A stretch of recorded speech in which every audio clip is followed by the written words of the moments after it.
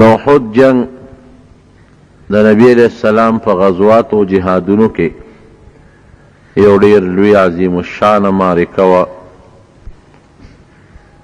او د نبی علیہ السلام مبارک ډیر مضبوط کلک مرګري په دې جنگ کې شهیدان شوي دي او خود د نبی علیہ السلام مبارک وجود پکې زخمی شوی دی. ما تیر جمعه چې حضرت حمزه رضی الله عنه غوندې جلیل القدر صحابي چې د نبی علیہ السلام مبارک تر دی او ډیر بهادر او زړور انسان هم په دې جنگ کې شهید شو او بیا کافرو داغه مسله کړې وه. مسله دې ته وایي چې پوزه او شونډې غوږونه دا واړه روزې دا اندامونه یې پرې کړي. نبی کریم صلی الله علیه وسلم چې کله لاشونه وکتل او د خپل تره لاش یې وکت نو ډېر خفه شو. چې ما خدا حکم نه دی کړی خپلو ملګرو ته چې د کافر او د دشمن سره به داسې کوئ، دی ولې ظلم وکړو او وی که د ده تره به زه ښه مضبوط بدل اخلم او زه به د ده په بدل کې د کافرو د اویاو کسانو مسلکو، دا ولې دوی ظلم وکړو؟ فوراً قرآن حکیم کې الله پاک آیات نازل کو وَإِنْ عَاقَبْتُمْ فَعَاقِبُوا بِمِثْلِ مَا عُوقِبْتُمْ بِهِ. پام کوه داسې به نه کې چا لکه سزا ورکې نو چې څومره یې درکړې د هغه مره به ورکې، د دې نه زیاته به نه ورکې.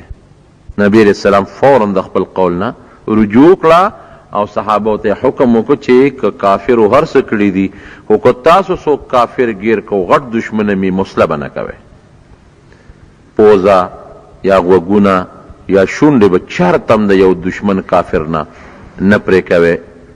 اگر که موږ سره یې وکړل دوی پیښه والله پوه شو. نبی علیہ السلام مبارک خپل تره سید الشهدا لقب ورکو.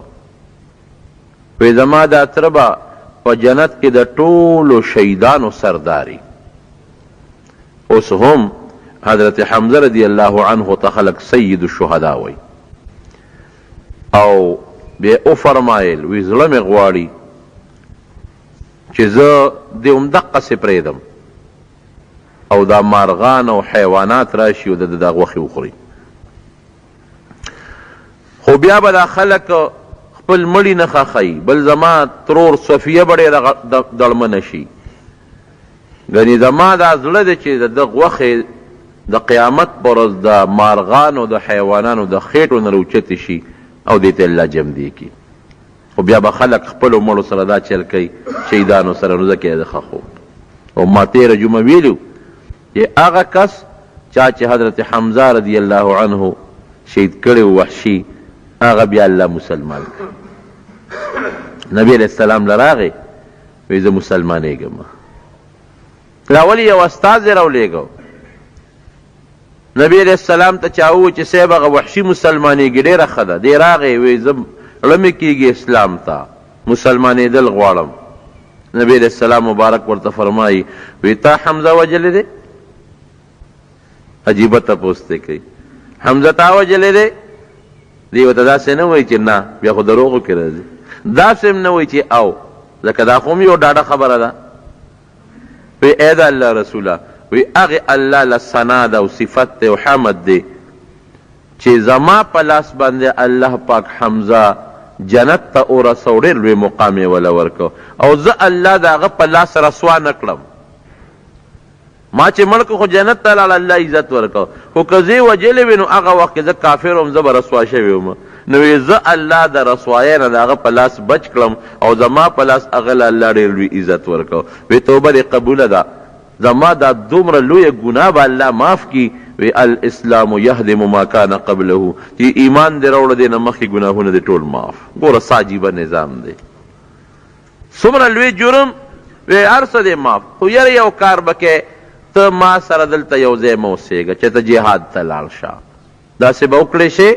وی او ځکه چې تا ته ګورم د هغه خپل تر هغه پرې کړې پوزه او سترګې او شونډې او هر څه راته را یادېږي. وی صاحب اجازت راکول لاړ جهاد لا. او دې پخپله وی بخاري شریف کې حدیث دی چې یو ځل د حضرت ابوبکر صدیق رضی الله عنه په زمانه کې د مسیلمة الکذاب سره جنگ شروع شو. مسیلمة الکذاب د پیغمبرۍ دعوه کړې وه. هغه سره جنگ شروع شو. وی ما وی چې د حمزه بدل به خلاصو، دې به وجنم، که دې مې مړ که نو بس زه به د حمزه بدل به ما خلاص کړي. وی اقه نیزهګۍ را سره وه چې په کومه نیزه مې حضرت حمزه ویشتی و. وی دا مسیلمة الکذاب ته پټ اوړېدم روړېدم، وی دی د یو دیوال شاته ولاړو او یو سوري کې ما صحیح که چې دی دقلته ولاړ دی. وی هغه نیزهګۍ مې ورخطا کړه، وی رسا په دا نامو لګېده او نیزه تې پورې را پورې ووتله. وی ما چې مړ به یې که نه؟ وی بره یو وینځه په چت وخته او هغې اعلان وکړ چې زمونږ بادشاه مسیلمة الکذاب چې دی هغه مړ شو او هغه تور مړی یې ویشتی دی. ما وی ویشتی و. وی ما چې زه شکر دی الحمدلله قیامت پر اس کا الله تپوس کوي چې حمزه دې شهید کړی دی، نه به کوي خو کوي که ویم چې الله بدل مې خلاص کړی دی. د نبي علیه السلام ترو ټیک ته چې ما شهید کو، خو د هغه غټ دشمن څوک چې د پیغمبرۍ دعوه وکړي دا د نبي سم غټ دشمني، د هغه غټ دشمن مسیلمه مې په هغه نیزه مردار کړی دی، بدل مې خلاص دی. او هغه هنده چې کومه د ابو سفیان بیبي وه او د عتبه لور وه، یو سردار لور ده او د بل سردار بیبي ده، هغه د حمزه رضی الله عنه شونډې، پوزه، غوږونه او دا اندامونه او دی وله په امیل کې واچول، په تار کې، او په غاړه کې به یې غمیل ګرځو، او زړې وله اوشله او سینې وله اوشلوله، د هغه په زړه باندې چکونه لګولو، او اینې ترې ایستې وه د هغې په اینې هم چکونه لګولو، او تیرول یې خو تیر نه شو، واپس یې راوغورځول. دومره سخته دشمني. لیکن نبی علیہ السلام چې کله مکه مکرمه فتح کړه، هندې وی چې زه مسلمانېږم، خو ما خو ډېر لوی جرم کړی دی، ما خو د نبی علیہ السلام په تر لوبې کړي دي، سینه شلول، په اینه چکونه لګول، په زړه چکونه لګول، د هغه اندامونه په غاړه کې میل کول. زما توبه به قبوله شي که به نه شي. نو نورې ښځې وې هغوی هم اسلام راوړه، دام ورسره شوه، نو دې ځان پټ کړ او ځان یې غټ څادر واچو چې ما نبي علیه السلام ونه پېژني. ځکه په تیر کې مې ورسره چېته بیعت وکړو مسلمانه شومه، نو ګنې مخامخ مې یقین نه راځي. خو دا مشره ښځه وه، د سردار لور وه، د بل سردار ښځه ده، نو هغه نورو ښځو ورته وې چې ته به زمونږ خبرې کوې. وی ډېره ښه ده. یو کور ته نبي علیه السلام ته ویلی شو چې دا ښځې راغونډې شوي دي، کافرې دي، مسلمانېږي، ته راشه تا سره بیعت کوي. او نبي علیه السلام عایشه فرمایي چې د لاس بیعت یې چا سره هم نه دی کړی. په ژبه به یې خبر، ښځو سره یې لاس نه دی جنګولی، په ژبه به، یعنې ښځو سره یې د لاس بیعت نه دی کړی، سرو سره به یې کو، ښځو سره به په ژبه بیعت کو. چې راغې هغه کور ته، د دنیا ښځې ناستې وې، وایي ما سره به یوه ښځه خبرې کوي. حضور پاک مبارک وفرمایل د هندې خو ځان پټ کړی دی چې که ځان ښکاره کړمه سینه ماته و چې ستا توبه کم ځای قبلېږي، دا چې په تیر کې به چېته بیعت وکړو بیا به سره ګورو. نو هندې ځان مکمل پټ کړی و، انغښتې و، دا ډېره درانه ښځه و، مضبوطه پهلوانه. وی زه به صاحب د دې ټولو ښځو له طرف نه خبرې وکړم. وی کوه. نبي علیه السلام مبارک ورته فرمایي وي ایمان ته مو زړه کېږي؟ وی او. ټولې ښځې وی او. یو څو شرطونه دي منئ؟ وی صاحب وایه. وی ښه بت پرستي به نن نه پس نه کوې، یا والله به منئ، د بوتان عبادت به نه کوئ. هنده ورته وایي وی بلکل دا شرط منظور، اوسه پورې م د دې تیږو ګټو سجدې وکړئ نو موږ له څه خیر راکړه، دا منظور. وی دویم شرط دا دی چې بدعملي به نه کوئ. جاهلیت ښځو کې دا یو رواج و، بدعملي به نه کوئ. دا ورته څه وایي؟ وی صاحب د شریف کورنۍ لور خور بدعملۍ نه کوي. ور یو جواب غوندې م ورکړه، ځکه سردار لور ده، سردار ښځه ده، د شیبر ویره ده، د عتبه لور ده، د ابو سفیان رضی الله عنه بیبي ده. نبی السلام مبارک ورته فرمایي اولاد به نه وجنې، دا بل شرط، ښځې به لوڼه جمدی ښخولې. وی اولاد موږ نه وجنو، موږ ماشومان لوی کړل، نو تا راله په مختلفو جنګونو کې مړه کړل. نبی علیه السلام فرمایي چې عجیبه ښځه ده، هم بیعت کوي، مسلمانېږي، هم مخامخ جوابونه را کوي، دا لا څوک ښځه ده؟ حضور پاک مبارک چپ شو. وی ښه بل شرط دا چې غلا به نه کوئ. دا ښځې کله کله غلا هم کوي، خاوند نه دانې پټې کړي، غنم جوار ته پټ کړي، ګوړه ته پټه کړي، هغې باندې چې ته جمع کوي، چې ته توره چرګه تاویزګر پسې ګرځوي او کله تور چیلې ورپسې ګرځوي. خبره نه ده. که خاوند دی غصناک دی، خفه کېږي، شومپړق دی، بخیل دی، او دا ښځه د خاوند نه په پټه سجدانې او څه شی بازار ته ولیږي او د خاوند بچو له خپلو بچو له پې څه د رزق بندوبست کوي، دا بیا خیر دی. لیکن بې ځایه د خاوند د اجازت نه بغیر به قطعا ښځه د خاوند په مال کې ظلم او زیاتې به نه کوي، اغلا به نه کوي. اوس دې خو ځان پټ کړی ځان نه ښیي، خو دې وخت کې سوچ یې نو خبر دې له خولې نه ووته. وی صاحب زما خاوند ابو سفیان له غوندې بخیل دی، خاوند نوم ته د خولې نه ووت، بې سوچه هله غوندې بخیل دی، نو که زه د هغه نه څه شی پټوم او هم د هغه په بچو یې لګومه نو دام غلا ده؟ وی نه دا خو غلا نه ده، دا خیر دی. انت هند بنت عتبه، تر ابو سفیان ښځې د هندۍ څه د عتبه لور. بس دا پره پیدا شو چې دا څه شو، ما خو ځان پټاو، څادر مې اغوستی دی، دا خو مې د خاوند نوم د خولې نه ووته. نبي علیه السلام وپېژندم چې ته هنده د عتبه لورې. بس په ژړا شو، د الله رسول بالکل د هند دی، ما ځان پټ کړی دی، ما هغه جرم کړی دی چې په مخ د ځمکه دومره جرم او زیاتې به هېچا هم نه کړی. حضرت حمزه سره ځکه دشمن مړ کا، لیکن دا دومره جرم کول لکه چې د هغه اینا او د هغه زړه دا ما روغ کلو چکونه مې لګولي دي، ټوپونه مې پې والي دي، بیا مې د هغه اندامونه په غاړه کې میل کړي، ګډا شوی یم پکې، د خوشحالۍ نه ډېر لوی جرم مې کړی صاحب. ما ځان پټ کړی که په تېر کې چې ته د مسلمانه شم. مسلمانېږي؟ وی او هېڅ فکر مه کوه، الاسلام یهدم ما کان قبله. څه ګناه چې دی د اسلام د راوړو نه مخکې کړې ده ټوله درته معاف. ګوره اسلام دې ته وایو.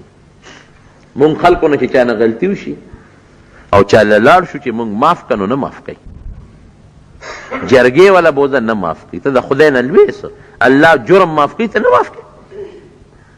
ته د رسول الله مبارک نه لوی شخصیت یې، د تره جرم معاف کوي، ته ولې نه معاف کوي؟ هغه انتهایی سنگین ظلم معاف کوي چې په مخ د ځمکه په کائناتو کې دومره ظلم نه دی شوی، ته ولې نه معاف کوي؟ مونږ ځان لوی حسابو، د خدای نه ځان لوی حسابو، د رسول الله نه ځان لوی حسابو. او صاحب دې زمانه کې چې د جرګه بیا چاله بوتله دې ده چې د هغې عزت جوړ شي، صاحب اسمان ته وخیږي. یاد ساتئ معافي د نه سړي وغوښته، تم چې یو ذات ته ودرېږي معافي به ترې غواړي. تا ته یو سړي ما وبخه، زه بس ما بخلی، خو دې دې داسې ظلم نه کوي چې بس ظلم دې کوي او بخښنه دې غواړي، بیا دې ظلم کوي او بخښنه دې غواړي. دا جرم دې دا ظالم هم نه کوي. جرګه دله راله بس منه جرګه، دو جرګتیان دي، یو ورسره الله دی، د الله جرګه ومنه. نبی علیہ السلام مبارک ورته وفرمایل بالکل توبه دې قبوله ده. دا د حضور پاک مبارک بهترین اخلاق. هغه هند راله، الله مسلمان کړه. هغه ابو سفیان رضی الله عنه چې په احد کې د کافرو سردارو، په غزوه احزاب خندق کې د کافرو سردارو، رب العالمین مسلمان کړه. هغه خالد ابن ولید چې د چا د برکت نه د دنیا مسلمانان شهیدان شو، راوس الله مسلمان کړه. هغه عکرمه د ابو جهل زوی چې په احد کې پیش شو، رب العالمین مسلمان کړه. حضور پاک مبارک خیرې ورته کولې، وی نه ګورې الله ورته نه به کې خیرې دې خلکو ته، لیس لک من الامر شیء، خیرې ورته ونه کې. الله ته پته و چې خیرې مه کوه، خیر دی، ناپوهه دي، جاهلان دي او دا کافر دي، الله به هم دا مسلمانان نه وي.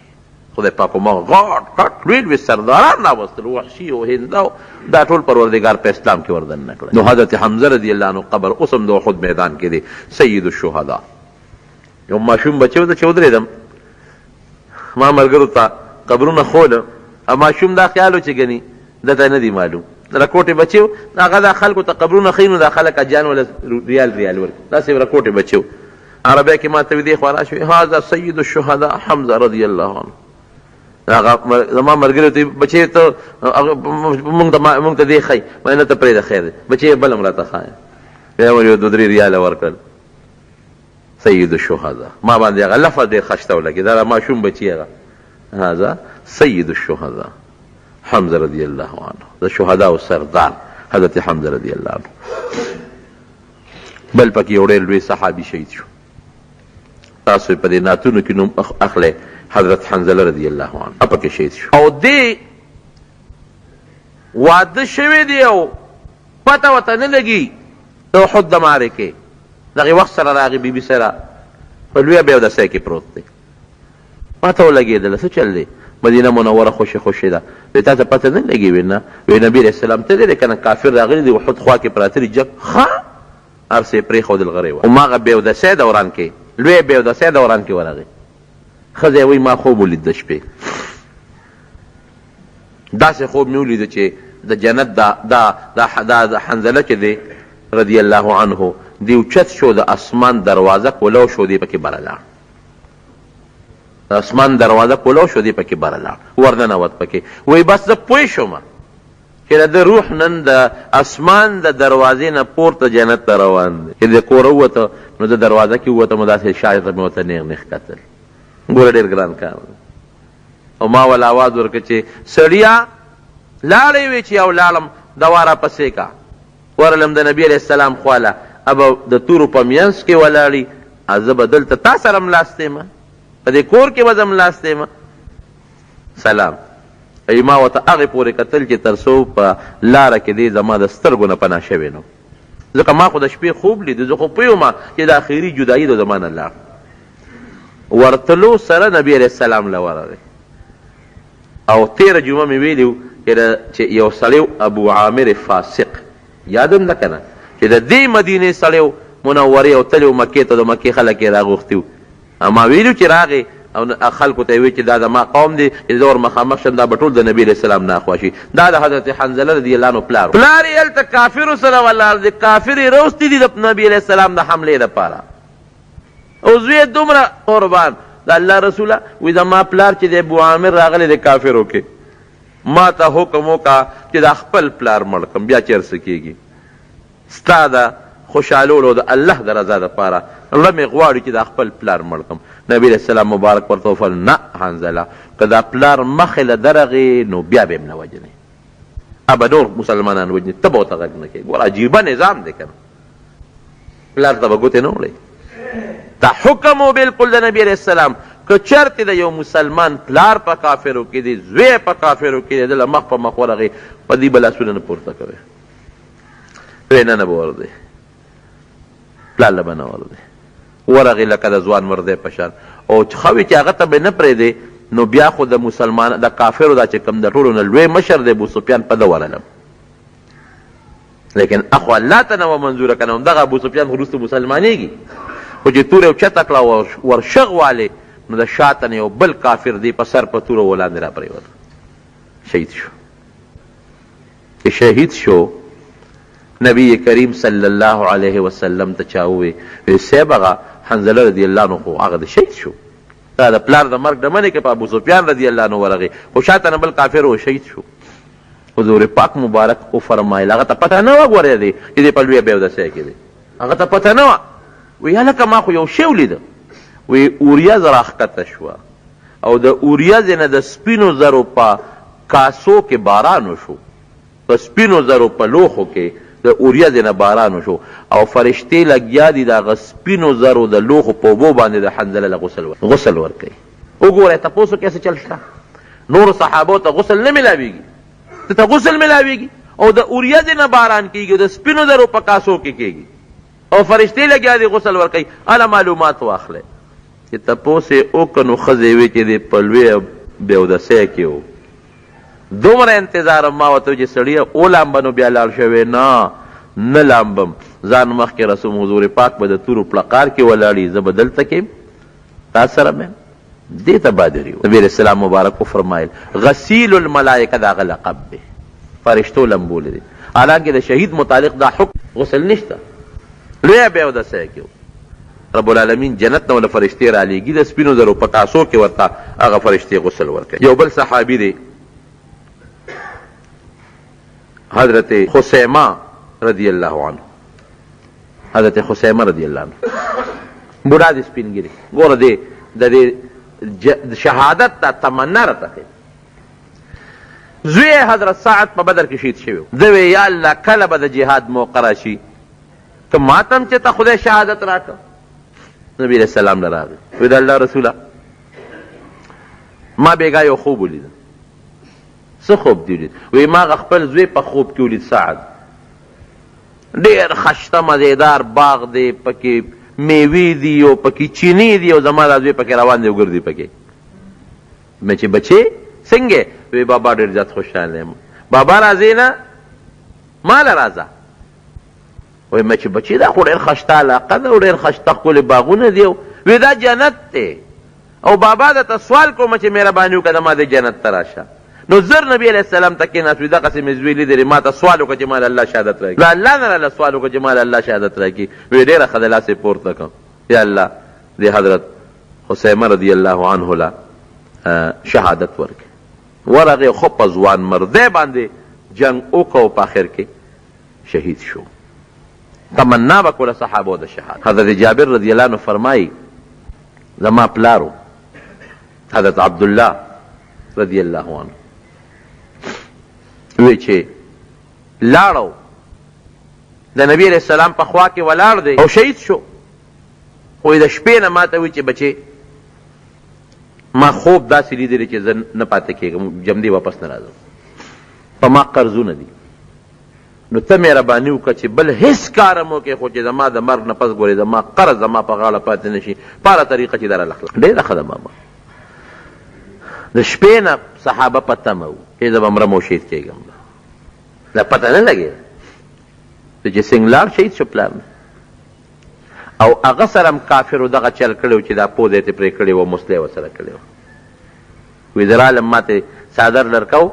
وی صحابه ومنې کړم چې نه ګورې پام کوه څادر دې لر نه کړې. وی بیا مې لر کو، بیا یې منې کړم. وی نبي علیه السلام راته کتل خو هغه منې نه کړم، نو څادر بې دې اوچت کوه مې کت پلار. ما ته مه خفه کېږه، زما دې قسم چې ما ته اوس هم ستا پلار ښکاري چې فرشتې پې د پاسه وزرې خورئ او د نور نه بچ کړي. د الله رسوله چې مدینې منورې ته رالو نو مې چې زما پلار باندې قرض دی او لږې غوندې کجورې زما په باغ کې لږې غوندې. نو ته دا مهرباني وکړه دا قرضداري دله راغواړمه، نو ته م راشه، نو هغه لږې کجورې دي بس هغه پې تقسیم کړه، که د یو ورسېدی او که د دوه ورسېدی. خو چې ته ولاړې نو دا قرضداري به ما سره معافي وکړي، زما د پلار دا قرض به ما ته معاف کړي، او که ته نه نو نه معاف کوي راته. وی حضور پاک مبارک راته وفرمایل چې زه لاړ شه او د باغ کجورې دې راغونډې کو، د کجورو مختلف قسمونه هر قسم جدا جدا کېده. وی زه لاړم هغه کجورې مې وشو کولې او هر قسم مې داسې څو جدا جدا کېښودې او قرضدارو ته مې چې راشه. وی هغې وی چې ته دا مونږ له راکې. مونږ وی چې وی چې دا خو د یو قسم نه کېږي، زمونږ خو بلا قرض دی ستا په پلار، دا خو د یو کس په نیمه نه چې د هغې نه معمولي شی دی، تاسو کې. وی بس تاسو کېنئ دا به دله درکړم. وی دې کې نبي علیه السلام مبارک راغی. وی چې د قرضدارو نبي علیه السلام ولیدو نو ما ته را غوسه شو، په خولې خو یې غږ نه شو کولی، خو سترګې راته برندې کړې چې تا مونږ پسې نبي علیه السلام راوستلې. بس خو مونږ شیم نه معاف کوو قرض او د نبي علیه السلام په مخ کې مونږ غږ هم نه شو کولی. حضور پاک مبارک ډېر هوښیار و، یک پوه شو. وی ما ته وی چې دا قرضداري کېنوه دوی له قرض خلاصون. وی راغې نبي علیه السلام مبارک او چې کم پکې لوی ټوپ کې و هغې نه یو چکر ولګو او د برکت دعا یې پکې وکړه. وی ما ته وی چې پیمانه راوړه چې دوی ته ناپ شروع او قرضدارو ته وی راځئ هلکه ستاسو نه قجوري کېږي، زما چې دومره منه کېږي، حالانکې په موقع چې ټولې راغونډې کړې نو دړی نه جوړېږي، دومره منه مې کېږي. وی بس شروع شو د هغه غټ ټوپکي نه هغه ته خپل حق پوره کړه ته ځه. بس وی زه خو پوه شوم. وی بل ته هغه دې خوا ستاسو عمره شی دی، زما چې دومره پیسې کېږي څومره قجورې پکې دا درکړم چې دومره پکې راکړه هغه یې پوره کړم. چې څومره قرضدار یو د هغې ټولو قرض خلاص شو او چې کوم ډیري ته نبي علیه السلام ناستو وی هغه نورو له خو ګوتې م ورنه وړې، خو چې کوم ډیري ته ناست وي هغې ته چې ما کتل نو یو کجوره هم پکې کمه نه وه. دا د حضور پاک مبارک معجزه او د هغه د شهادت برکت دی. ګورې ټول ډیری سالم شو او چې کم ته حضور پاک مبارک ناست وي مې کتل قسم دی وي یو کجوره هم پکې کمه نه وه او زما د پلار ټول قرض رب العالمین خلاص کړ. شهادت کې ډېر لوی برکت او ډېر خیر. دا د صحابه کرامو هغه شهادتونه دي. یو بل شهادت یو صحابي مونته دی، شهادت خو نه زخمی شو، قتاده ابن نعمان د ده بهادري وګوره کنه. نبی علیہ السلام مبارک باندې کم وخت کافر راګن شو، غزارونه شروع کړل، نو یو کافر غزار کو په نبی علیہ السلام او دی ور مخکې شو چې بچ شي، دا سترګې ولګېده. او سترګه چې ولګېده نو بوقه بار راووت. که دې نه وي مخکې شوي نو نبي اسلام به لګېدلي، هغه په مخ لګېده، ده ور مخکې کړي، مخ یې داسې کو، سترګې ولګېده او بوقه ترې راووته. چې نبي هم یې سترګې ته وکتل نو د حضور پاک مبارک د سترګو نه ورسره اوښکې وبهېدې، ولې دم کړه. دې ورته وایي د الله رسوله دوا وکړه د الله نه چې زما سترګه واپس الله جوړه کړي. اوس بات بوقه راوتېله، دا ګاټې بار پروت دی پر مخ. ورته یې ویې قتاده که صبر کې الله به جنت درکړي. وی نه زما ښځې سره ډېره مینه ده او د هغې ما سره ډېره مینه ده. نو هسې نه چې زما د بدرنګ شکل ته مې دا ښځه وګوري، دا نه چې ته نفرت ونه کړي. نو صبر به مکمه، خو ما له دا سترګې څه چل وکړه چې دعا وکړه چې ما سترګه خدای پاک جوړه کړي.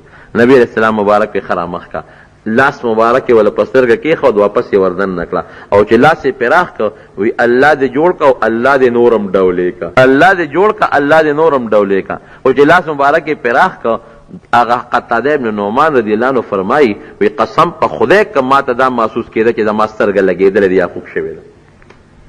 هغې نه خشته ښکلې نظر پې لګېده او نه وینه شته او نه زخم شته او نه درد شته او نو محسوس مې نه کړه چې زما سترګه خوږ شوې. دا صحابه کرامو هغه بهادري ده چې د احد په جنګ کې هغوی څه کړي دي، خو د الله د رضا دپاره. یو ډېر لوی غټ منافق و، عثمان د هغه نوم دی، هر هغې هم جنګ او داسې بهادرۍ سره جنګېږي چې د دنیا کافر یې مردار کړل. دې کې ګورې کافر هم ډېر مړه دي. نو یو سړی وله راغی، عثمان تا خو نن ډېره لویه فایده ورسوله او ستا خو د دنیا کافر مړه کړل او الله پاک دې ستا دا جنګ او ستا دا جهاد قبول کړي، تا نه د الله رسول خوشحاله شي. دی وی څه دی ووایي؟ وی دعا مې درته وکړه که نه؟ وی نه زه خو د الله او د رسول دپاره جنګ نه کوم. د څه دپاره جنګ کې؟ وی دا خو مې قوم دی، نو قوم یوازې نشم پرېښودی. ګوره اوس د ده نیت د الله د رسول دپاره نو. صحابي لاړ نبي علیه السلام ته، بل صحابي، هغه نه بل. وی صاحب نن خو موږ ته قزمان دونه فایده را کړه چې دونه فایده موږ ته چا نه را کړې. وی چا؟ وی هغه مخامخ نه دی. وی ولې؟ وی د دنیا کافر یې مردار کړل، دوه مخې دي توره ورسره ده، یو خوا بل خوا یې وي او د کافرو میانځ کې ورنوځي. وی دغه مخامخ وی هو من اهل النار، دا دوزخي دی. ګوره نبي صلی الله پته نه و چې دا خبره یې کړې ده، هغوی بل چا ته وی دوزخي دی. دا سړی وایي چې دا صاحب څنګه دوزخي دی؟ وی زما په اړه کې لږ غوندې دغه پیدا شو، داسې شک غوندې، شک خو نه خو لږه وسوسه غوندې پیدا شوه چې دی خو مجاهد دی او علیه نبي اسلام فرمایي دا دوزخي دی. ګوره هغه د خولې نه بل چا ته خبره وتې ده چې قوم دپاره جنګ کوم. وی ورپسې شم چې ورګه معلومات کوم چې دا څنګه دوزخي دی. وی بیا توره راواغېسته او د تورې هغه چې کوم موټی دی لاس کې هغې په ځمکه کېښود او د هغې هغه دار هغه اوسپنې د خپلې سینې ته مخامخ او په هغه تورې ځان ورغورځو، ځان یې مردار خودکشي وکړه. نو خودکشي ډېره لویه ګناه ده، الله دې مسلمان وساتي. باید سړی وایي بس زه خودکشي کوم او ځان مړ کوم، دا ډېر لوی جرم دی، ډېر لوی جرم دی.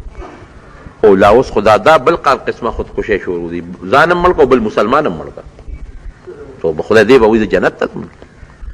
خودکشي چې دې وکړه خودکشي او ځان دې مړ کړه په ژوند تنګ او ځان دې مړ کړه او خودکشي دې وکړه، نبي علیه السلام مبارک فرمایي دومره ګناه کېږي لکه اویا مړي چې کړي.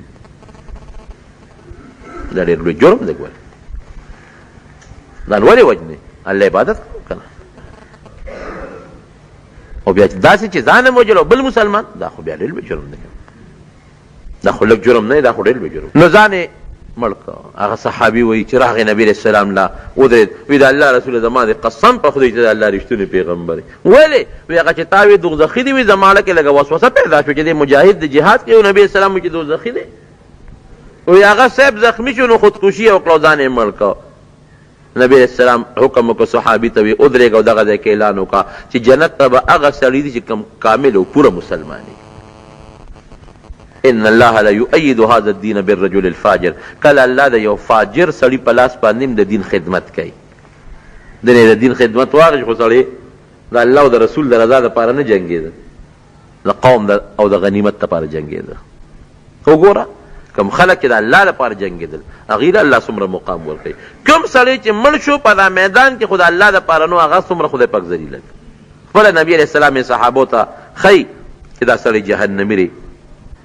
بهر کیف زما وروڼو یو انصاري ښځه ده، الله اکبر، چې پته ورته ولګېده چا ورته وی چې پلار دې مړ شو په دا جنګ کې.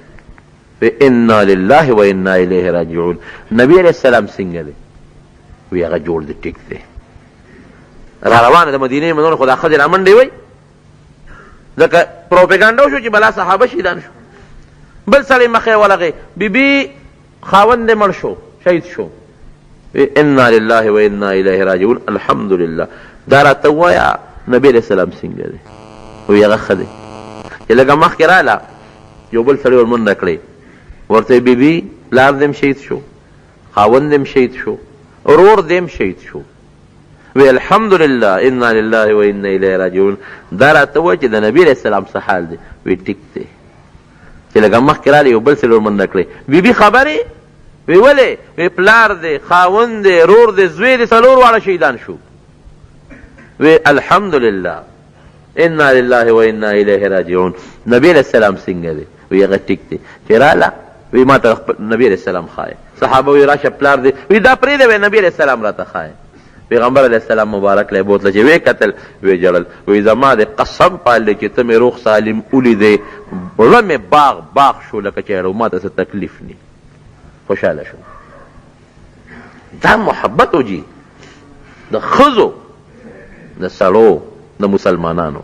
د چا په وینا او د چا په مشوره او د چا په ملګرتیا کې سر قرباني کولو، زوی قرباني کولو، ځان قرباني کول. دا میدان چوکټ ګټه چوکړه احد کې مسلمان. ولې؟ چې بیا مسلمانان را یو ځای شو نو بیا جنگ شروع شو. شهادتونه خو مسلمان ته ورسېدل، بیا جنگ شروع شو. چې جنگ شروع شو کافر یې په مخه کړل، وتښتېدل. چې دا وتښتېدل نبی علیہ السلام مبارک مړي ښخ کړل. صحابه ډېر زخمیان دي پکې، او یا کسان شهیدان دي پکې. نو قبرونه کنستل ګرانو. نو نبی علیہ السلام او فرمایل وی دوه کسان او درې کسان به یو قبر کې ښخو، او په دې خپلو وینو کې او په دې خپلو جامو کې به ښخوم. او که د زیاتی صدر چا سره راوړی نو چې د چا دا جامې لګي کمزوري په هغې به زیاتي صدر ور واچو. نو چې چا ته به تپوس به کوو، وی چې چا ته قرآن زیات یاد یې هغه راته ښایه. وی صاحب ده ته قرآن زیات یاد دی. اب لحد کې قبلې ته مخکې ښوده او بل به ورپسې ښوده. دو درې کسان یې ښخ کړل.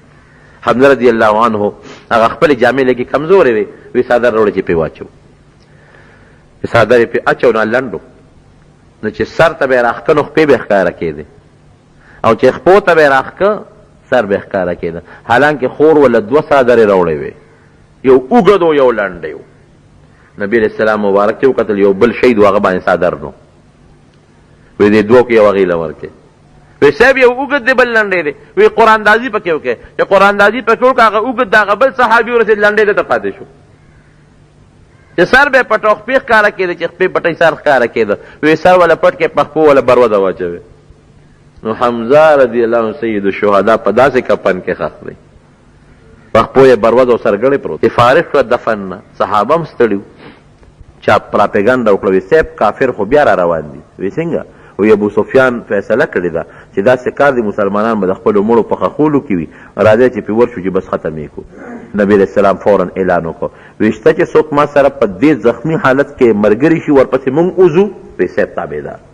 بیا صحابه راوځي شو، د هغه زخمونو د پاسه او د نبي علیہ السلام سره شو، او یو علاقه راغې پورې ورپسې نبي علیہ السلام لاړ. خو چې ابو سفیان پوه شو چې دا خو راپسې هغوی بیا را روان دي، لاړل سره د ملګرو مکې ته وتښتېدل. ګټه څه ته وایي وروڼو؟ ګټه دې ته وایي چې څوک میدان وګټي، او چې څوک د میدان نه وتښتېدل دې ته بیلات وایي. ګټه دې ته نه وایي چې چا مړي ډېر وکړل، د چا نه مړي ډېر وشو ګنې دا بیلات دی، دا ګټه نه ده. ګټه دې ته وایي چې میدان چوګټه. میدان چوګټ مسلمان وتښتېد د میدان نه، څوک؟ د مکې کافر. نو ښکاره خبره چې فتحه د مسلمان ده او نقصان د کافر دی.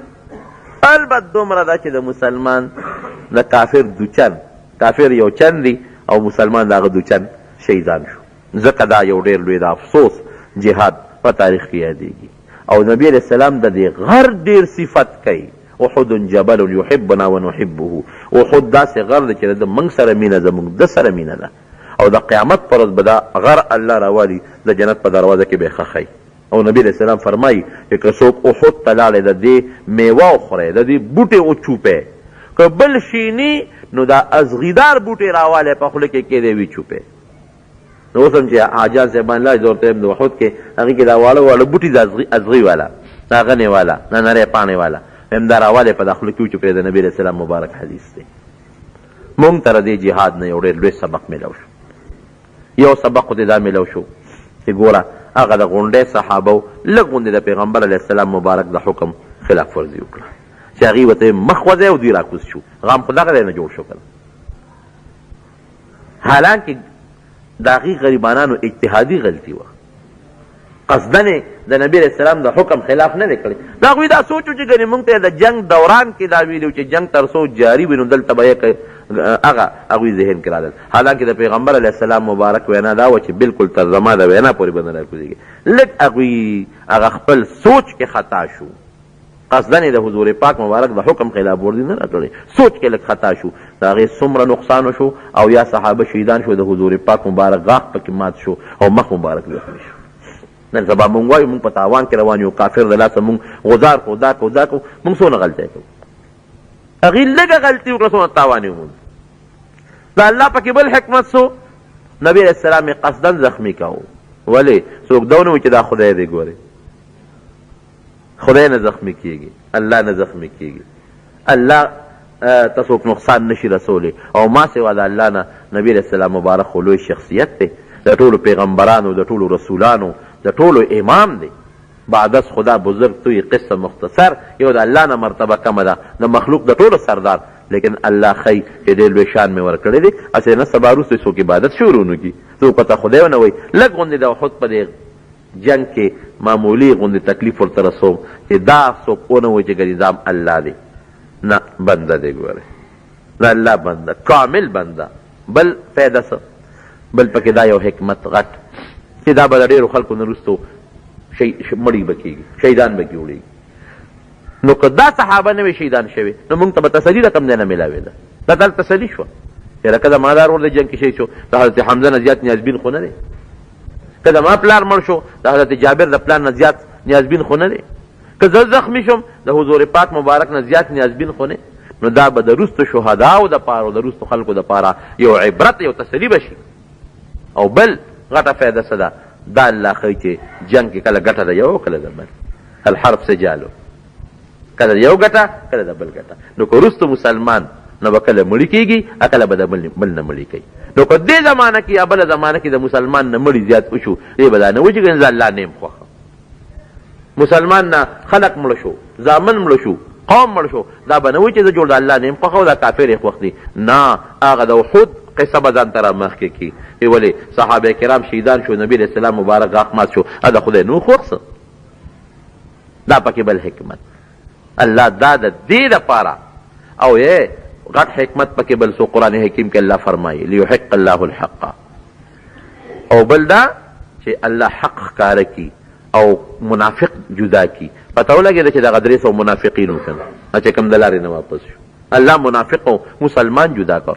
او بل لیتخذ منکم شهدا چې الله تعالی پکې بعضې کسان د شهادت مرتبې ته مرسوي کړه شهداو له ډېره لویه مرتبه ده نو چې کم از کم د شهداو په صف کې د پیغمبر سره ملګري خو ودرېږي که نه دا پکې یو بل حکمت ورونو غټ څیز لوی څیز چې هغه ظاهري کم تاوان په حقیقت کې نو هغه د دغې لږو صحابو هغه خپل سوچ کې خطایي و چې نبي علیه السلام مبارک مخ خو دوی وخوځېدل هم په قصدن نه لږ سوچ کې خطایي راغله. نو د دې وجې نه مو علما لیکي چې مونږ به الله د کافر په مقابله کې کامیابېږو چې مونږ د نبي علیه السلام او د الله په وینا پوره عمل وکړو